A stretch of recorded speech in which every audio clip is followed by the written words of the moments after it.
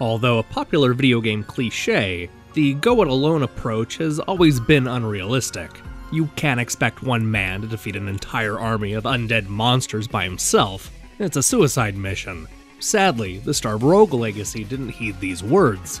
Instead of taking an army into battle, this brave fighter embarked on a solo adventure to collect 4 special items, open the sealed door, and defeat the traitorous knight. Predictably, the castle proved too powerful for this inexperienced adventurer. He died in battle, leaving 3 heirs looking for revenge.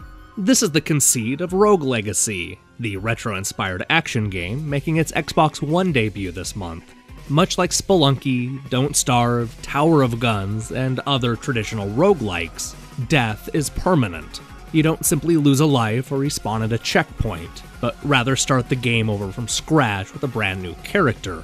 This means you'll need to choose amongst the fallen hero's sons and daughters, creating a family tree dead set on exacting revenge.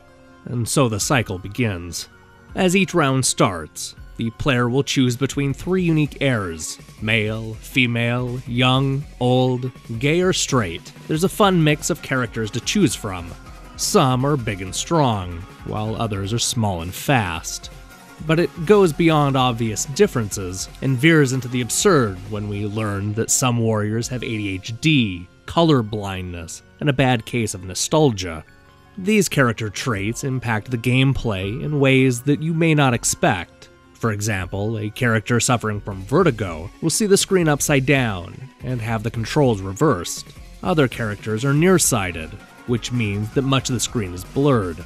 And then there's the occasional heir that feels like they're the one, seeing the castle with a futuristic neon design. You'll also run into characters with Tourette syndrome, tunnel vision, stereo blindness, and OCD, each of which alters the gameplay in sometimes unpredictable ways. Beyond the character traits, players will need to weigh a number of other factors in choosing a character. Each heir will start with a different special attack and item. You'll wield fast-moving daggers, powerful fire, a throwing axe, and several other items that feel like they're pulled directly from Castlevania. Some characters will also have the ability to use magic, which includes leaving a doppelganger and turning into a mist. The idea is to take your hero into a procedurally generated castle and search for money, treasure, and those 4 missing items I talked about. When you die, your offspring not only carries on your name, but also keeps your money and equipment. Collecting money is vitally important, as it's the only way to upgrade your lineage between rounds. You can use it to buy new types of character classes, such as the Assassin, Miner, Spelunker, and Shinobi. On top of the different classes and upgrades, there are perks that can be equipped to the player. Placed on the different parts of the armor, these perks allow your fighter to double jump, float in the air, heal after every kill, and quickly dash forwards and backwards. These perks can change gameplay in dramatic ways, but you'll quickly discover that some have only a few very specific uses. It's this progression that sets the game apart from other traditional roguelikes, and it's also the reason why it's the most accessible. Yeah, it still sucks when you die, but there's always the feeling like you're making real progress. That's something missing from a lot of games of the genre, and perhaps that's why I found myself enjoying it more than the similarly themed Spelunky. No matter how many times I died, I wanted to jump back in and try my luck again. It's easy to lose a lot of time battling the evil forces inside and surrounding that castle. It doesn't hurt that the game plays out like a giant homage to Castlevania. Everything from the monsters to the locations feel like they're ripped out of Konami's classic series.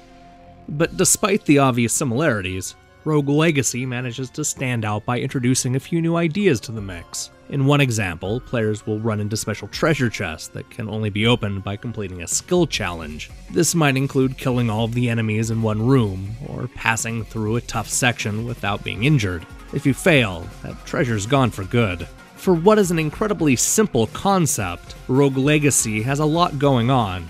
We haven't even talked about locking down the castle, allowing players to re-enter the same map multiple times. There are also several large bosses, all of which will test your dodging skills. And it's easily the funniest roguelike I've ever played, full of clever moments I won't spoil here. It's surprisingly easy to get wrapped up in the simple story of a family seeking revenge.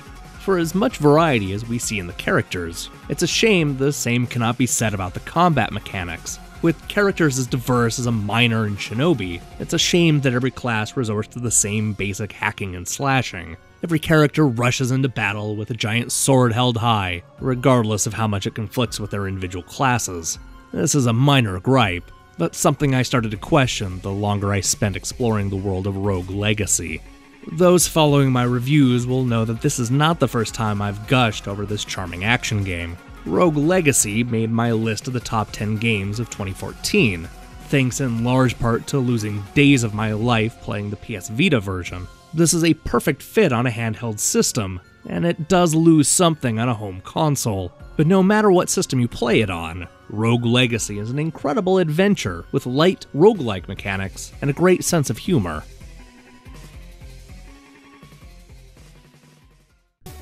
Hey, thanks for watching my review of Rogue Legacy. Just so you know, the game hits Xbox One on May 27th, so you might as well start counting down the days now. I'm hard at work on a bunch of new reviews, including Horizon Shift, an old-school shoot-'em-up hitting Steam later this month. So don't forget to subscribe and check out our most recent reviews, including Why Am I Dead at Sea and Color Guardians. See you next time.